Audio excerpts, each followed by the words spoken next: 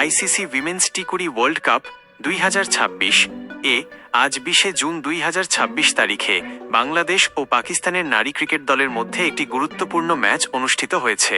ইংল্যান্ডের সাউদাম্পটনের রোজ বোল ইউটিলিতা বোল স্টেডিয়ামে অনুষ্ঠিত এই ম্যাচে বাংলাদেশ নারী দল 23 রানে চমৎকার জয় পেয়েছে।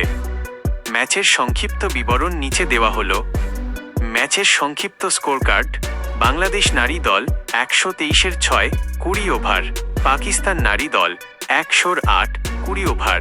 ফলাফল: বাংলাদেশ 23 রানে জয়ী।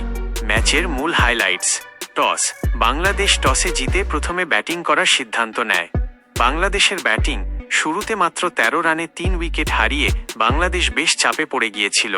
তবে অধিনায়ক নিগার সুলতানার 36 বলে 36 রান, দায়িত্বশীল ব্যাটিং এবং শেষ দিকে স্বর্ণা আক্তারের 22 বলে 39 রানের 5টি 4 ঝড়ো ইনিংসের কল্যাণে দল 123 রানের লড়াকু পুঁজি পায়।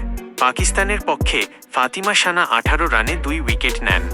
বাংলাদেশের বোলিং ও পাকিস্তানের ব্যাটিং 124 রানের লক্ষ্যে খেলতে নেমে বাংলাদেশের নিয়ন্ত্রিত বোলিংয়ের সামনে নিয়মিত বিরতিতে উইকেট হারাতে থাকে পাকিস্তান। সানজিদা আক্তার মেঘলা 21 রানে 3 উইকেট এবং নাহিদা আক্তার 18 রানে 3 উইকেট দুর্দান্ত বোলিং করে পাকিস্তানের ইনিংসকে মাত্র 100 রানেই আটকে দেন। এই জয়ের ফলে বিশ্বকাপের গ্রুপ পর্বে বাংলাদেশ নারী দল তাদের সেমিফাইনালের আশা বাঁচিয়ে রাখল।